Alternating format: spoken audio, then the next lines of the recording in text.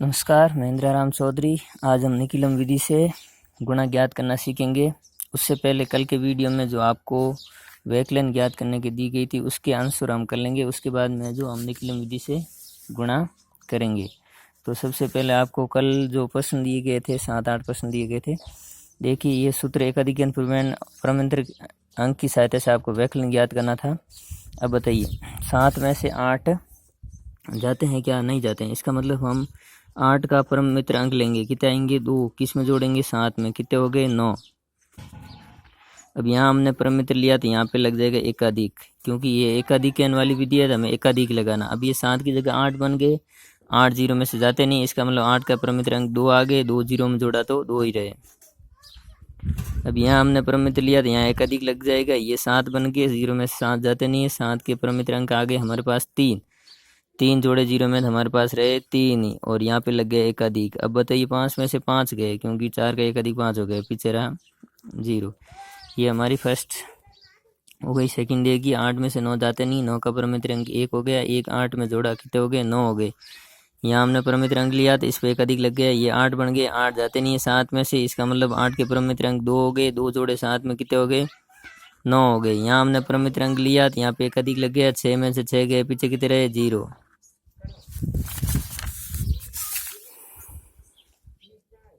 ये 99 है। चलो, 5 में से 4 बिल्कुल जाते हैं तो परमित्र लेने की आवश्यकता नहीं है। अब देखो, यहाँ पे परमित्र नहीं लिया तो यहाँ पे एकाधिक भी नहीं लगेगा। अब 7 में से 8 घटाने नहीं जाते हैं तो 8 का परमित्र अंक 2 हो गए। 2 जोड़े 7 में कितने हो गए? 9 हो गए। अब यहाँ हमने परमित्र अंक लिया तो यहाँ पे एकाधिक लग जाएगा। 6 में से 5 गए, पीछे रहे 0। अगले क्वेश्चन देखिए, 7 में से 8 जाते नहीं। 8 के परमित्र अंक 2 हो गए। 2 किस में जोड़ने? 7 में जोड़ने, कितने हो गए? 9 हो गए। अब यहाँ हमने परमित्र अंक लिया तो इस पे एकाधिक लग जाएगी। ये 8 बन गए। 8 जाते नहीं 6 में से, इसका मतलब 8 के परमित्र अंक 2। 2 जोड़े 6 में, कितने हो गए? 8। यहाँ पे हमने परमित्र लिया, यहाँ पे एकाधिक लग जाएगा। 8 में से 8 गए 0, और 5 में से यहाँ पे परमित्र हमने लिया नहीं, क्योंकि 8 में से 8 जा रहे हैं, पीछे बचे 0, तो यहाँ पे एकाधिक नहीं लगेगा। 5 में से 3 गए, पीछे रहे 2। अगला प्रश्न देखिए, 8 में से 9 जाते नहीं है, इसका मतलब 9 का परमित्र 1 जोड़ा 8 में, तो कितने हो गए? 9 हो गए। यहाँ पे हमने परमित्र अंक लिया तो यहाँ पे एकाधिक लग जाएगा, और ये बन गए 9। 9 जाते नहीं है 7 में से, इसका मतलब 9 का परमित्र अंक 1 जोड़ा 7 में, कितने हो गए? 8 हो गए। यहाँ पे हमने परमित्र अंक लिया तो यहाँ पे एकाधिक लग जाएगा। अब ये 5 बन गए। 6 में से 5 गए, पीछे कितने रहे? 1। यहाँ पे देखिए, 7 में से 8 जाते नहीं। 8 का परमित्र अंक 2 हो गया। 2 जोड़े 7 में, कितने हो गए? 9। यहाँ पे हमने परमित्र अंक लिया, इस पे एकाधिक लगेगा। 7 जाते नहीं है 3 में से, इसका मतलब 7 का परमित्र अंक 3, और 6 में जोड़े तो कितने हो गए? 9 हो गए। यहाँ हमने परमित्र अंक लिया तो यहाँ पे एकाधिक लग जाएगी। ये बन गए 4। 5 में से 4 गए, पीछे रहा 1। और ये थे हमारी एकाधिकरण विधि से। अब हम करेंगे एक न्यून विधि से। तो 7 में से 8 जाते नहीं है, इसका मतलब हम 8 का परमित्र अंक लेंगे तो कितना है? 2 जोड़े 7 में, कितने बन गए? 9। अब देखिए, यहाँ पे हमने परमित्र अंक लिया था। अभी न्यून लगाना। न्यून लगाना इसका मतलब ऊपर वाले अंकों के नीचे लगेगा न्यून। तो अब ये बन गए हमारे पास 5। 5 में से 7 जाते नहीं। 7 का परमित्र अंक 3 जोड़े 5 में, कितने बन गए? 8। यहाँ पे हमने परमित्र अंक लिया तो यहाँ पे न्यून लग जाएगा। यहाँ पे ये 4 बन गए। 4 में से 3 गए, पीछे की तरह 1। यहाँ पे देखिए, 4 में से 5 जाते नहीं, इसका मतलब 5 का परमित्र अंक 5 हो गए। 5 जोड़े 4 में, कितने हो गए? 9 हो गए। यहाँ पे हमने परमित्र अंक लिया था, इसका मतलब यहाँ पे न्यून लग जाएगा। 2 में से 6 जाते नहीं। 6 का परमित्र अंक 4। 4 जोड़े 2 में, कितने हो गए? 6।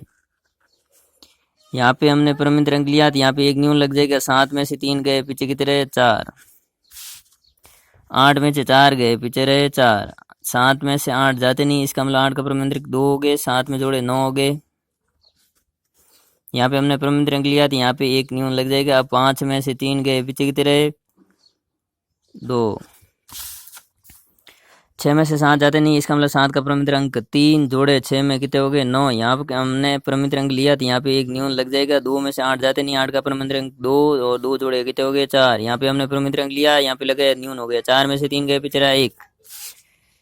1 में से 7 जाते नहीं। 7 का परमित्र अंक 3, 1 में जोड़ा, कितने हो गए? 4। यहाँ पे हमने परमित्र अंक लिया था, यहाँ पे एक न्यून लग जाएगा। न्यून थोड़ा नीचे लगाना ताकि पता चल सके, थोड़ा सा टच हो गया। यहाँ पे देखिए, 8 का परमित्र अंक 2 जोड़ा 1 में, तो कितने हो गए? 3 हो गए। यहाँ पे हमने परमित्र अंक लिया था, यहाँ पे न्यून लग जाएगा। अब 6 में से 3 गए, पीछे रहे 3। 8 में 7 जाते नहीं, 8 का प्रमित्र अंक 2 जोड़े 7 में कितने हो गए 9 हो गए। यहाँ पे हमने प्रमित्र अंक लिया तो यहाँ पे एक न्यून लग जाएगा। 5 में से 7 जाते नहीं, 7 का प्रमित्र अंक 3 जोड़े 5 में कितने हो गए 8। पीछे की तरह यहाँ पे हमने मतलब प्रमित्र अंक लिया था तो यहाँ पे न्यून लग जाएगा। पीछे रहे 4, 4 में से 3 गए, पीछे रहा 1। तो इस प्रकार हमने जो ये कल एग्जाम्पल दिए थे वो पूरे हो गए। और आइए आज हमने जो ज्ञात करते हैं निकिलम विधि से गुणा। हमारा टॉपिक है निकिलम विधि से गुणा करना। तो देखिए निकिलम विधि से सबसे पहले गुणा ज्ञात करने के लिए हमें 2-3 चीज़ें मालूम होनी चाहिए। एक तो होना चाहिए आधार, एक हमें होना चाहिए मालूम उपादार,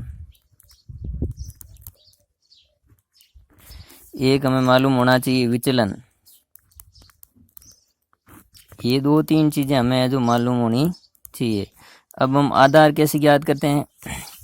आधार देखिए वो संख्या, हमें मान लो कोई भी संख्या दी गई है तो उसका हमें आधार देखना है। जैसे मान लो संख्या हमारे पास है 17, 105, संख्या हमारे पास हो गई 1012, 7, 98 ऐसे। तो अब देखिए ये संख्या किसके पास है, हमें देखना है कि संख्या किसके पास है। आधार किसे मतलब 10 की घात वाले अंक 10 के पास है या 100 के पास है या 1000 के पास है। तो हमें देखना नज़दीक किसके है, किसके पास है संख्या, तो वही उसका आधार होगा। अब संख्या हमने यहाँ पे लिखी है 17, 17 किसके पास है 10 के पास है, 17 का आधार हो जाएगा 10, 17 का आधार 10 हो जाएगा। और 105 का आधार क्या हो जाएगा 100 हो जाएगा, क्योंकि ये 100 के पास है। और 1002 किसके पास है 1000 के पास है, तो इसका आधार हो जाएगा 1000।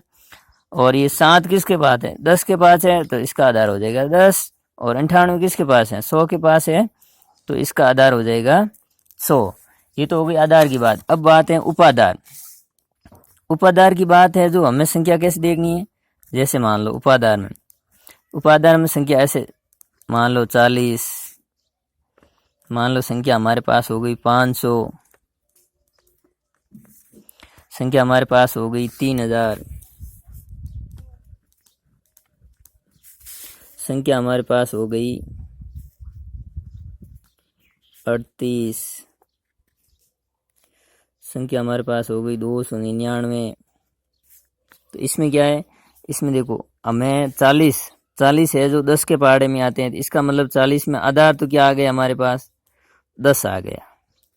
अब हमें 10 का पहाड़ा 10 के गुणज ज्ञात करने हैं, तो 40 के आसपास आ जाए। तो 40 के पास आसपास 10 का गुणज 40 ही आएगा। तो इसमें हमारे पास उपादार आ गया 40 ही उपादार आ गया। 500 100 के पहाड़े में आएंगे, 500 में इसमें आधार आएगा हमारे पास 100 और उपादार इसमें कितना आएगा 100 के पहाड़े में, ये 500 के लगभग पास है, तो इसका मतलब इसमें उपादार हो गया 500।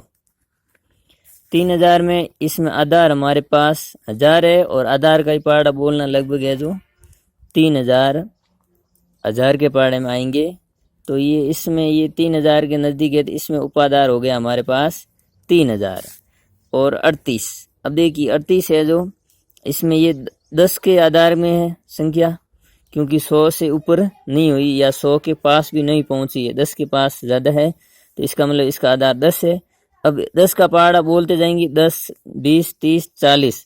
अब 40 के ज़्यादा नज़दीक है तो हम इसका उपादार मान लेंगे 40। और संख्या देखिए 299, इसमें आधार ये 100 है।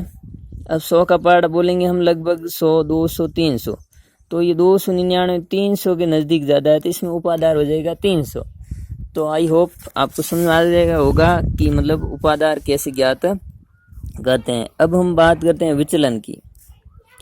विचलन कैसे ज्ञात करते हैं? विचलन ज्ञात करते हैं संख्या माइनस आधार या उपादार। क्या करते हैं? संख्या माइनस आधार या उपादार।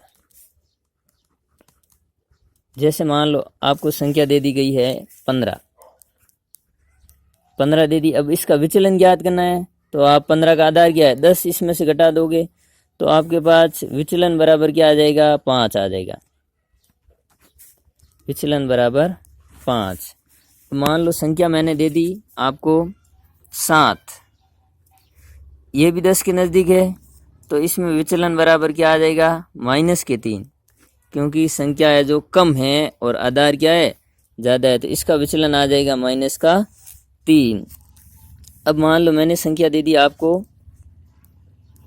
25, तो इसमें आधार नहीं उपाधार देखना पड़ेगा। उपाधार क्या है हमारे पास, उपाधार 20 है, क्योंकि आधार 10 है, 10 के पहाड़े में 20 इसके लगभग है, तो इसमें भी विचलन बराबर क्या आ जाएगा, 20 घटाएंगे 25 में से तो क्या आ जाएगा, विचलन बराबर हमारे पास +5 आ जाएंगे। ठीक है, तो ऐसे आप आधार उपाधार और विचलन ज्ञात करना सीख गए होंगे लगता है, और भी हम क्वेश्चन करेंगे तब हमें ये सीखते हुए चलेंगे। चलो हम क्या है, कुछ लोग मेरी तरह डोड होशियार होते हैं, तो वो ऐसे कक्षा में भैया बहनों को परेशान करते रहते हैं, पूछते रहते हैं आधार क्या है, उपाधार क्या है, विचलन क्या है, तो भैया बहनों को ज्ञात करना तो आता है, लेकिन वो क्या है इसकी परिभाषा बता नहीं पाते हैं। तो मैं कुछ लिखा रहा हूँ, 2-3 लाइनें आप लिख लेना, और आपको अगर कोई पूछे तो आप परेशान मत होना, झटाक से जवाब दे देना। अगर पूछ लिया जाए आपको आधार किसे कहते हैं, तो 10 के घातांक वाले सभी अंकों को आधार कहते हैं। ठीक है, जैसे 10, 100, 1000, 10,000 आदि, ऐसे लाख, 10 लाख तक आप मतलब कितनी भी 10 की घात वाले सभी अंकों को क्या कहते हैं, 10 की घात वाले, घातांक नहीं 10 की घात वाले सभी अंकों को आधार कहते हैं। अब उपाधार, आधार की गुण संख्या को उपाधार कहलाती हैं। जैसे मान लो कैसे, आधार 10 है, तो 10 वाली सभी गुण संख्या मान लो 20 है या 30 है, ये किसके संख्या के जो नज़दीक आ रहा है वही उसका उपाधार होगा। पीछे जैसे मैं बताया होगा, जैसे मान लो संख्या उसमें आधार 100 है, तो उसके 500 के नज़दीक है संख्या, तो उपाधार 500 हो जाएगा, और 700 के नज़दीक है तो 700 हो जाएगा। अब बात आती है विचलन की। विचलन आपको ज्ञात करना सिखाया था कि किसी संख्या में से आधार या उपाधार को घटाने पर प्राप्त परिणाम को क्या कहते हैं, विचलन कहते हैं। मान लो आपके पास संख्या मान लो आपके पास 14 है, इसमें से आप आधार घटाओगे 10, तो आपके पास विचलन क्या आया, +4 आ गया। जैसे मान लो आपके पास संख्या है 99, इसमें से आपने आधार घटाया 100, आधार आपने 100 घटा दिया, तो आपके पास क्या आया, -1 विचलन आ गया। तो प्राप्त संख्या में से आधार घटाना या उपाधार घटाना भी विचलन प्राप्त हो जाता है, जैसे आपने पीछे सीख लिया है। हम आगे ये सीखते हुए चलेंगे, तो आइए हम कुछ एग्जाम्पल करते हैं। हम 10 आधार वाले कुछ अंकों से गुणा करते हैं। देखिए हमारे पास पहला एग्जाम्पल है 15 गुणा 13। इसमें हमने देख लिया आधार क्या है, तो आधार बराबर हमारे पास 10 है। इसमें तो हमें सबसे पहले इस तरफ लिखनी है संख्या, और इस तरफ हमें लिखना है विचलन। संख्या हमारे पास कितनी है, संख्या हमारे पास 15 है। 15 का विचलन क्या आएगा, क्योंकि 15 का देखिए आधार 10 है, संख्या हमारे पास 15 है, 15 में से हम 10 घटाएंगे, पीछे क्या आया, +5 आ गया। अब दूसरी संख्या हमारे पास 13 है, 13 में से 10 घटाएंगे तो हमारे पास आ गया +3। उसके बाद में हमें ये यहाँ पे एक छोटी सी लाइन खींचनी है। अब हमें देखिए सबसे पहले यहाँ पे तिरछा जोड़ना है कोष्टक के अंदर। कोष्टक लगाया 15 में क्या जोड़ना है, तिरछा, मतलब प्लस के 3 जोड़ने। यहाँ प्लस है तो प्लस लगाना है, और माइनस है तो माइनस। यहाँ प्लस है तो हम प्लस ही लगाएंगे। उसके बाद में हमें ऑब्लिक लगाना है। उसके बाद में हमें 5 को गुणा करना है 3 से। जो यहाँ पे विचलन वाले दोनों अंक है, ऊपर नीचे वाले दोनों को आपस में गुणा करना है। तो 15 और 3 कितने हो गए, हमारे पास हो गए 18। 15 और 3 हो गए हमारे पास 18। ये ऑब्लिक था तो हम ऑब्लिक लगा देंगे। 5 गुणा 3 कितने हो गए, 15। अब देखिए यहाँ पे आगे हमें संख्या लिखनी है, तो यहाँ पे 15 है, ये 1 और 2 अंक है। लेकिन इसमें याद रखने का एक सिंपल सा तरीका है, हमें आधार के पास जाना। आधार में जितने जीरो होते हैं उतना ही एक खंड से एक अंक लेना है। जैसे मान लो यहाँ पे आधार 10 है, आधार 10 में एक 0 है, तो हमें एक खंड से एक अंक ही लेना है, केवल और केवल 5 लेना है। और ये एक है जो आगे जोड़ देना, 8 के साथ एक जोड़ा तो कितने हो गए, 9 हो गए, और एक का एक, तो 15 × 13 कितने हो गए, 195। ये हमारे है जो उत्तर आ गए। अब इसी प्रकार देखिए विचलन, अगली संख्या देखिए, इसमें भी 7 × 8, आधार क्या आ गया, 10 आ गया, लगभग 10 के लगभग है, तो हमने आधार ले लिया 10। इस तरफ लिखनी है हमें संख्या, और दूसरी तरफ हमें क्या लिखना है, विचलन। ठीक है, संख्या हमारे पास कितनी है, 7। इसमें से हम 10 घटाएंगे तो हमारे पास क्या आएगा, -3 आएंगे, क्योंकि आधार 10 है, 10 7 से ज़्यादा है। दूसरी संख्या हमारे पास कितनी है, 8। इसमें से 10 घटाएंगे तो हमारे पास संख्या आ जाएगी -2। अब हमें तिरछा घटाना है, कैसे, 7 में से -2 करना है। यहाँ पे तो देखिए प्लस था, इसलिए हमने +3 किया, यहाँ पे है जो -2 करना है, क्योंकि विचलन माइनस का आया है। उसके बाद ऑब्लिक उसमें भी था, इसमें ऑब्लिक लगाना है। अब हमें -3 को भी गुणा करना है, किसके साथ, -2 के साथ। ठीक है, अब 7 में से 2 गए, पीछे कितने रहे, 5 रहे। 7 में से 2 गए, पीछे रह गए हमारे पास 5। उसके बाद ऑब्लिक का ऑब्लिक, ये -2 को गुणा किया -3 के साथ, तो हमारे पास प्लस के आगे 6। ये थोड़ा सा समझ लीजिए माइनस और प्लस का क्या खेल है। तो देखिए सबसे पहले तो अगर हमारे पास संख्या 1 माइनस की है, मान लो संख्या हमारे पास दोनों माइनस की है, -2 को -2 3 से गुणा किया तो हमारे पास संख्या आ गई प्लस की 6। यदि हम प्लस की 2 से गुणा करते प्लस के 3 से, तो हमारे पास आ गए प्लस के 6। यदि हम गुणा करते -2 को गुणा करते प्लस के 3 के साथ, तो हमारे पास संख्या आ जाती -6। यदि हम प्लस के 2 को गुणा करते -3 के साथ, तो भी हमारे पास संख्या आ जाती -6। अब देखो यहाँ पे दोनों जगह माइनस आई और यहाँ पे दोनों जगह प्लस आई। इसका क्या कारण, देखिए यहाँ पे दोनों सीने एक जैसे हैं, अलग अलग नहीं है। प्लस गुणा प्लस बराबर प्लस ही होती हैं, माइनस गुणा माइनस है जो प्लस हो जाती हैं। यहाँ पे देखिए एक माइनस की है, एक प्लस की है, एक प्लस की है, एक माइनस की, दोनों अलग अलग है, तो इसका मतलब अलग अलग होने पे माइनस आएगा, आप ऐसे याद रख लेना।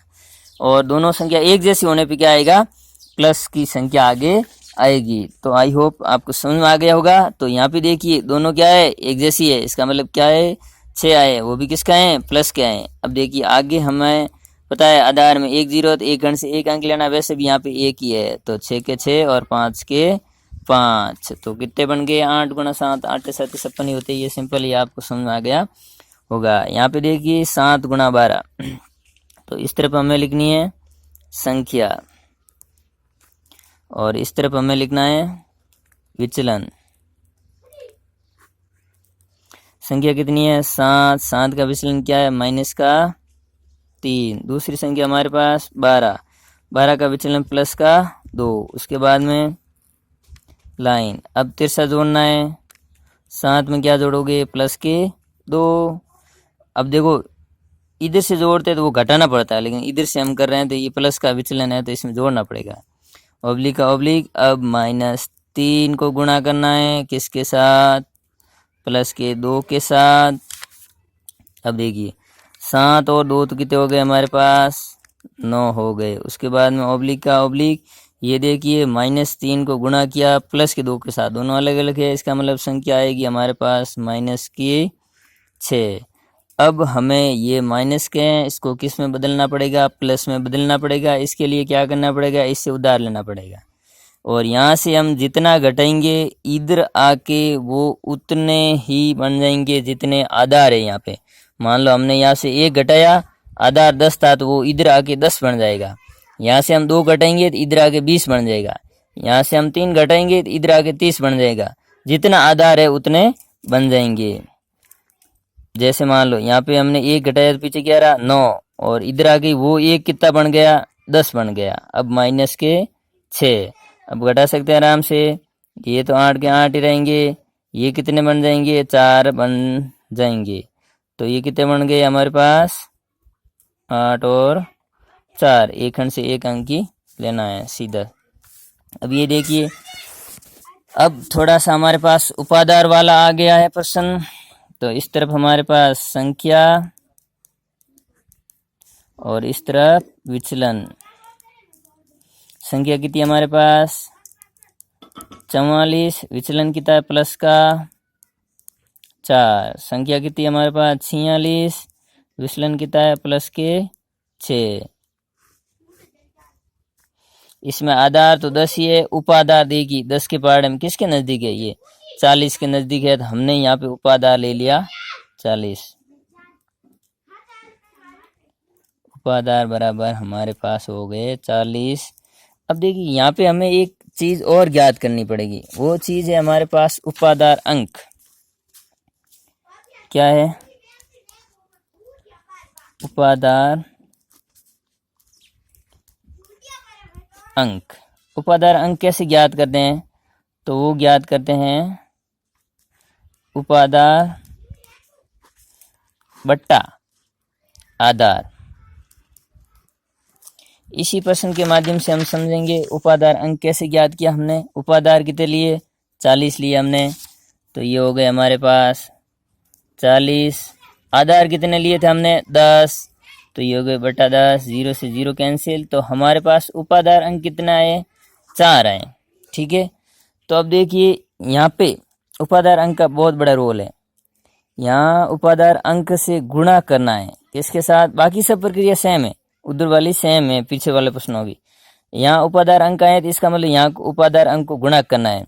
अब 44 में क्या जोड़ेंगे? तिरसा जोड़ेंगे तो प्लस के 6, उसके बाद में कोष्टक। अब ये हो गए 4 गुणा 6। ठीक है। ये हो गए हमारे पास 50। ये हो गए गुणा में 4 ऑब्लिक ऑब्लिक। ये कितने हो गए? 24। ठीक है। अब ये कितने रह गए हमारे पास? 50 को 4 से गुणा किया तो ये हो गए हमारे पास 200।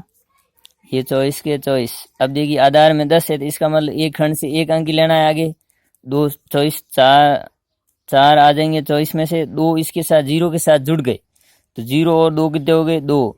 आगे 0 का 0 और 2 के 2। ये 2024 हो गए। तो लगता है उपादार वाला भी आपको थोड़ा समझ में आ गया होगा। ऐसे हम 1-2 एग्जाम्पल और कर लेते हैं। 2 एग्जाम्पल, थोड़ा माइनस वाला प्लस वाला भी, ताकि आपको समझ में आ जाए। एक है जो संख्या ली हमने 42 गुणा 37। 42 गुणा 37 में देखिए संख्या इस तरफ और इस तरफ हम लेंगे विचलन। ठीक है। संख्या कितनी हमारे पास? 42 और विचलन कितना है हमारे पास? प्लस के 2। क्यों? क्योंकि इसमें हमारे पास उपादार कितना है? उपादार हमारे पास 40 आए और हमने जब 42 में से 40 घटाए तो प्लस के 2 आए। और दूसरी संख्या हमारे पास 37 है। तो अब 37 में से अगर हम 40 घटाएंगे तो हमारे पास माइनस के 3 आएंगे। देखो मैंने हर एग्जाम्पल अलग अलग लिया है। हर एग्जाम्पल आपको एक नई नई चीज सिखा रहा है। ठीक है। तो यहाँ पे देखिए उससे अलग है, एक प्लस का है और एक माइनस का है। तो यहाँ पे उपादार अंक आप वैसे ही ज्ञात करोगे, उपादार बटा आधार। उपादार कितने हैं? 40। आधार कितने हैं? 10। एक से एक कट गया, पीछे कितने रहे? 4 रहे। तो यहाँ पे भी आपके क्या है? उपादार अंक 4 है। इसको गुणा करोगे 3।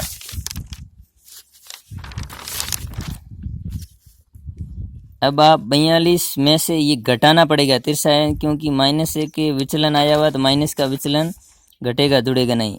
तो अब प्लस के 2 को आप गुणा करोगे किसके साथ? माइनस के 3 के साथ। ये कितने हो गए? 4 गुणा ये कितने रह गए पीछे? 39 ऑब्लिक 2 गुणा 3 किया तो ये हो गए 6। और माइनस के आएंगे क्योंकि एक ही है माइनस का, दोनों नहीं। ये 4 नंबर 36 का 6 हासिल 3, 4 3 12 और 3 15, 156 हो गए। और इधर ये माइनस के 6 रह गए। अब बताइए माइनस की संख्या नीचे नहीं लिख सकते हैं, इसका मतलब इधर से उधार लेना पड़ेगा। एक इधर से लेंगे, इधर आगे 10 बन जाएंगी, क्योंकि इसमें भी आधार कितना है? आधार हमारे पास इसमें भी 10 ही है। तो 155 रह गए, एक घटा दिया मैंने इसमें से तो पीछे, तो वही एक इधर आके 10 बन गया, और 10 में से क्या घटाने हैं, 6 घटाने हैं। तो यहाँ पे ये कितने रह गए, 155, और पीछे क्या रहे, 4 रहे। आधार 10, ये एक खंड से एक ही अंक लेना है, 2 अंक नहीं लेने हैं। थोड़ा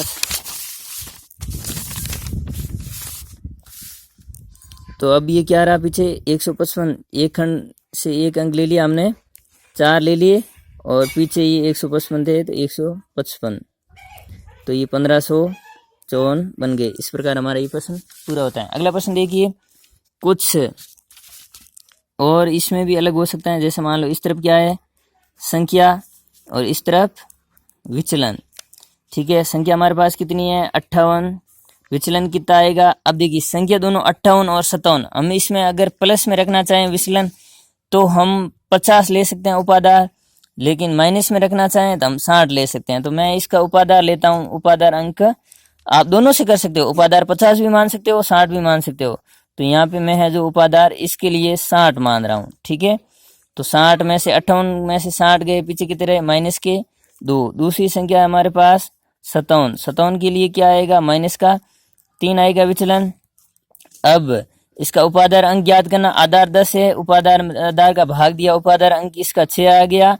अब तीसरा घटाना है, तो 58 माइनस 3 ऑब्लिक माइनस 2 को गुणा करना है किसके साथ, माइनस के 3 के साथ। इन दोनों अंकों को आपस में गुणा करना है। ये 6 के 6 रह गए, और ये कितने रह गए पीछे, 55 ऑब्लिक माइनस 2 को गुणा किया माइनस 3 के साथ, तो प्लस के आएंगे, माइनस के नहीं आएंगे, किसके आएंगे, प्लस के आएंगे। माइनस लगा ली गलती से, प्लस के 6 आएंगे। अब देखिए 6 पंजे 30, 0 हासिल 3, 330 आगे, 6 को 55 से गुणा करना, कोष्टक के बाहर वाली संख्या को गुणा करना, 630, और ये हो गए 6 के 6। अब एक ऑब्लिक से एक खंड से एक संख्या लेनी, तो एक ही है यहाँ पे, 6 के 6 रह गए, 0 का 0, 3 का 3, 3 का 3, तो ये हो गए हमारे पास 3300 से। आज केवल इतना ही है। चैनल को सब्सक्राइब लाइक कर लेना और बेल आइकन जरूर दबाना, क्योंकि नया वीडियो आते ही है जो आपको सबसे पहले नोटिफिकेशन मिल जाएगा। धन्यवाद।